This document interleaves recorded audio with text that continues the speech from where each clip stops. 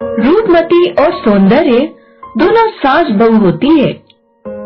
रूपमती अपने कॉलेज के दिनों में ब्यूटी कॉन्टेस्ट में हमेशा प्रथम पुरस्कार लेकर आती थी। उसने अपने बेटे अंकुर के लिए बहुत ही लाखों में एक चुनी थी। सौंदर्य शहर की सबसे खूबसूरत लड़की थी। दोनों सास और बहू को मेकअप करना और नए नए मेकअप प्रोडक्ट का प्रयोग करना बहुत ही पसंद था। इस वजह से दोनों में आए दिन झगड़े हुआ करते थे। मम्मी जी, आपने मेरी नई लिपस्टिक देखी है क्या? वे लाल वाली जिसे लगाकर तुम बंदरिया जैसी दिखती हो। वे मेरी फेवरेट लिपस्टिक है।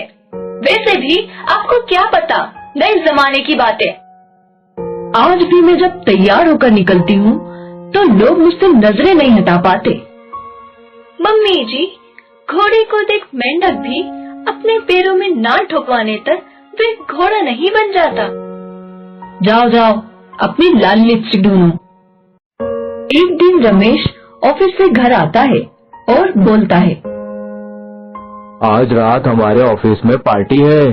सारे कार्यकर्ता और उनके परिवार को बुलाया गया है। आप सभी पार्टी में जाने के लिए तैयार हो जाइए। वाह वाह, क्या बात है। मैं अपनी नीली रंग वाली साड़ी पहनूंगी। कितना कम समय है, अभी तो मुझे मेकअप करना है। अरे मुझे कोई नाश्ता तो दो। वे मैं बाद में देती हूँ, पहले मैं मेकअप कर लूं। सौंदर्य और रूपमती अपने अपने मेकअप में लग जाते हैं। दोनों के बीच छोटी छोटी बातों को लेकर बहस होती रहती है। रमेश और अंकुर परेशान होकर बाहर इंतजार करते हैं। 2 घंटे बाद दोनों बाहर आती हैं। चलो, मैं तैयार हो गई।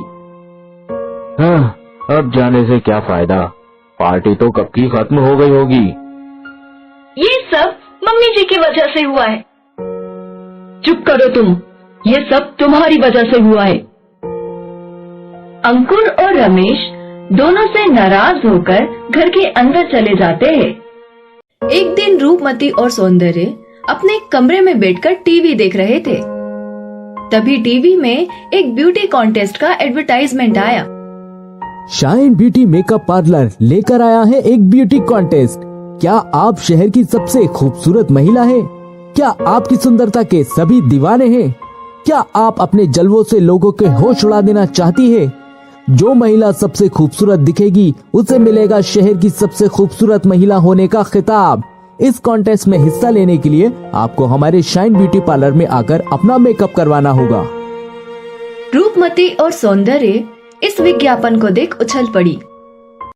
मम्मी जी, आप ज्यादा खुश ना होइए, क्योंकि इस कंपटीशन में मैं ही जीतूंगी। मेरे सामने तू 1 मिनट भी नहीं टिक पाएगी। जरा धीरे से, कहीं कमर में लचक न आ जाए। कमर लचके मेरे दुश्मन की। अभी मेरी उम्र ही क्या है? यही कुछ हाफ सेंचुरी। दिल जवान होना चाहिए, उम्र बस नंबर है। इस ब्यूटी कॉन्टेस्ट में मैं ही जीतूंगी। दोनों ब्यूटी कॉन्टेस्ट में हिस्सा लेने की पूरी तैयारी करने लगती है। अजी सुनते हो, मुझे 10,000 रुपए चाहिए। क्या 10,000 रुपए? तुम्हें इतने पैसे की क्या जरूरत आ पड़ी? वे मुझे ब्यूटी पार्लर जाना है। तुम्हें पता भी है 10,000 कमाने में कितनी मेहनत लगती है? शहर में ब्यूटी कॉन्टेस्ट है, मुझे उसमें हिस्सा लेना है और जीतना भी है। ये बहुत अच्छी बात है कि तुम स्पर्धा में हिस्सा लेना चाहती हो, लेकिन मेरे पास इतने पैसे नहीं है। रूपमती को भी उसके पति रमेश से यही जवाब मिलता है, लेकिन दोनों ने एक दूसरे को नीचा दिखाने की ठान ली थी। दोनों खुद को खूबसूरत साबित करने में कोई कसर नहीं छोड़ना चाहती थी। कुछ भी करके मुझे पैसों का इंतजाम करना होगा। तभी सौंदर्य की नजर उसके ड्रेसिंग टेबल पर रखे गहनों पर पड़ जाती है। अभी मैं इन गहनों को गिरवी रखकर पैसे ले लेती हूँ, बाद में छुड़वा लूंगी। सौंदर्य और रूपमती अपने गहने गिरवी रखकर पैसे ले लेते हैं। उन पैसों से शाइन ब्यूटी पार्लर में जाकर अपने मेकअप पर खर्च कर देते हैं। रमेश और अंकुर ये सब देख रहे होते हैं और इन दोनों को सबक सिखाने का ठान लेते हैं। एक रात जब सौंदर्य और रूपमती सो रहे होते हैं तो रमेश और अंकुर जाकर उनके चेहरे पर गोंद लगा देते हैं, जिससे चेहरे पर झुर्रियां बन जाती है। सुबह उठते ही सौंदर्य जोरों से चिल्लाती है, ये क्या कर दिया मेरे चेहरे पर? मेरा चेहरा झुर्रियों से भर गया है। मेरा भी, सब तुम्हारी गलती है। ना तो वे ब्यूटी कॉन्टेस्ट में हिस्सा लेने का सोचता, ना हमारे चेहरे की ये हालत होती। सौंदर्य और रूपमती जंगली बिल्लियों की तरह लड़ने लगे। तभी वहाँ रमेश और अंकुर आकर हंसने लगे। लड़ना बंद करो तुम दोनों के चेहरे पर गोंद हमने ही लगाया था। सुंदरता लोगों के चेहरे से नहीं बल्कि विचार, व्यवहार और कला से होती है। यह सब ब्यूटी प्रोडक्ट वाली कंपनियां और पार्लर ऐसी स्पर्धा इसलिए करवाते हैं क्योंकि लोग उनके प्रोडक्ट खरीदें। इसलिए यह सब लोगों को लुभाने के लिए और पैसे कमाने के लिए बेवकूफ बनाते हैं। खूबसूरत बनना ही है तो मन से बनो, बच्चों को शिक्षित करो, लोगों में जागरूकता फैलाओ और एक खूबसूरत समाज बनाने में अपना योगदान दो। आप दोनों सही कह रहे हैं। अब से हम समाज के लिए काम करेंगे। लेकिन ये हमारे चेहरे से गोंद तो हटाओ। सभी हंसने लगते हैं और दोनों के चेहरे से गोंद हटा देते हैं। रूपमती और सौंदर्य को समझ आ चुका था।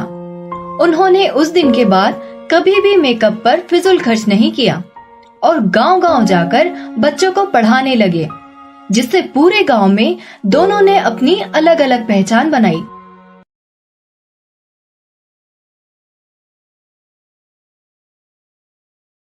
सुनीता और संतोष अपने बेटे राहुल के लिए लड़की देखने जा रहे थे। राहुल स्वभाव से बेहद ही शर्मीला था। बेटा राहुल, तुम्हें मोनालिसा से जो भी पूछना होगा पूछ लेना। आपको जैसा ठीक लगे। मैं कैसे? इस बीच संतोष राहुल के पिता राहुल की बात काटते हुए, यह क्या पूछेगा जो उधारी देने के बाद खुद के पैसे मांगने में भी शर्म आता है। मोहल्ले के बच्चे भी इससे नहीं डरते हैं। मैंने सुना है मोनालिसा बहुत ही खूबसूरत लड़की है। अगर ये हमारे घर की बहू बनती है तो पूरे मोहल्ले में हमारा खूब रोब होगा। सभी लड़की वालों के घर पहुँचते हैं। उनका वहाँ बहुत अच्छे से आदर सत्कार किया जाता है। हमारी बेटी मोनालिसा ग्रेजुएशन तक की पढ़ाई की है और वो अपने कॉलेज में ड्रामा में पहला इनाम भी जीती है और वो किसी भी ड्रामे में परफॉर्म करने से पहले उसके किरदार में पूरी तरह घुस जाती है। ये तो बहुत ही अच्छी बात है, तभी तो पहला इनाम जीती है।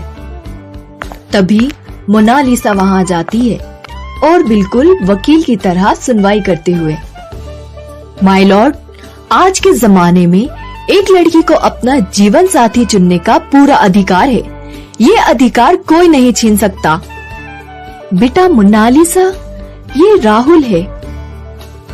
माय लॉर्ड, ये राहुल ही गुनहगार है। इसे कटघरे में बुलाया जाए। मैं गुनहगार?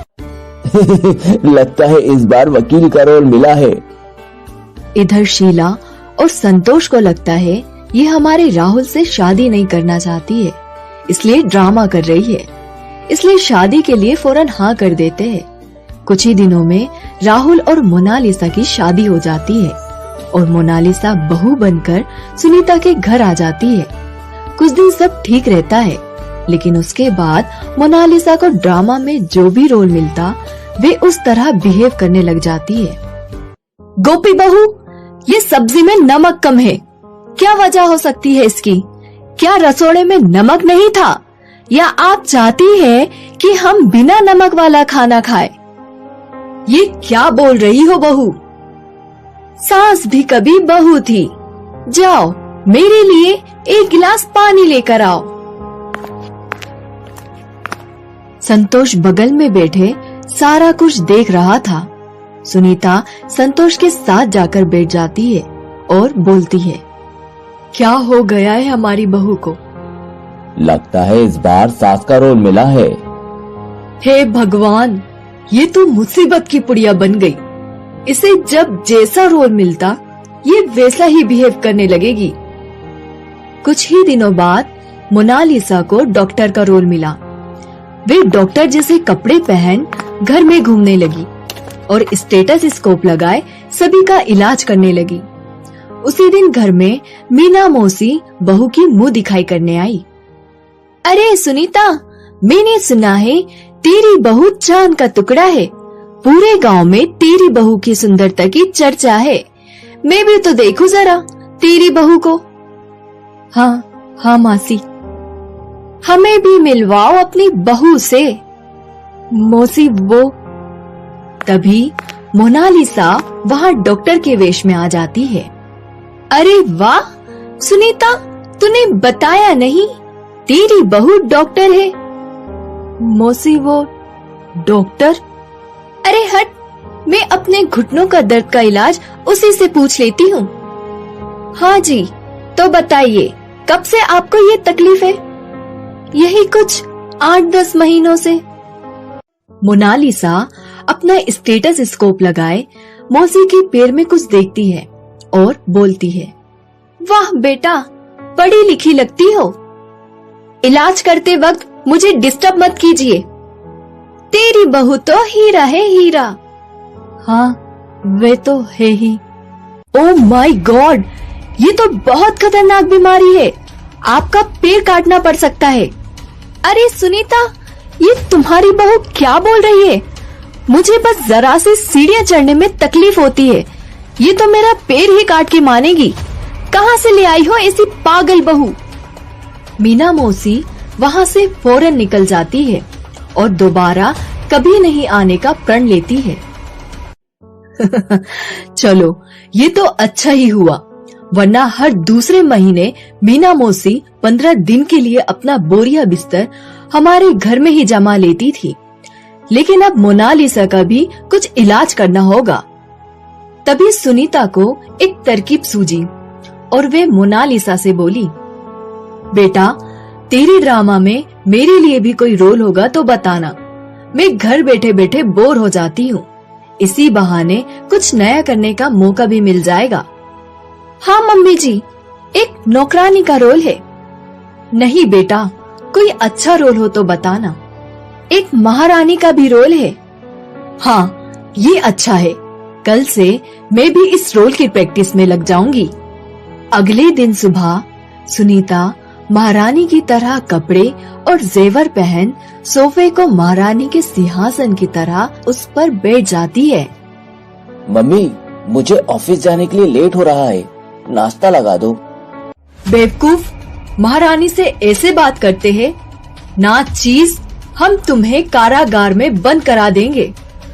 क्यों, क्या हो गया है मम्मी आपको?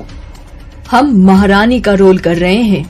तभी वहाँ मोनालिसा भी आ जाती है। मम्मी जी, राहुल को ऑफिस जाने में देरी हो रही है। आपने नाश्ता नहीं बनाया अभी तक। तुम्हारी इतनी हिम्मत, महारानी से इस प्रकार बात करने की तुम्हारी जुर्रत कैसे हुई? महारानी का हुक्म है, जल्दी से सारे घर की साफ सफाई करो और नाश्ता बनाओ, वरना तुम्हें 10 कोड़े मारने की सजा दी जाएगी। राहुल, मम्मी जी तो पूरा ड्रामे में घुस गई है। ड्रामा स्टेज पर होता है, घर पर नहीं। हाँ बेटा, मैं भी तुम्हें यही समझाती हूँ। ड्रामा स्टेज पर होता है, घर पर नहीं। उसकी प्रैक्टिस करना अच्छी बात है, इतनी भी नहीं कि दूसरों को तकलीफ हो। मुझे माफ कर दीजिए मम्मी जी, आज के बाद मैं कभी भी घर पर ड्रामे की प्रैक्टिस नहीं करूंगी और घर का सारा काम भी कर दूंगी। मोनालिसा ने आज के बाद घर पर कभी भी ड्रामा की प्रैक्टिस नहीं की और एक अच्छी बहू की तरह घर को संभालने लगी।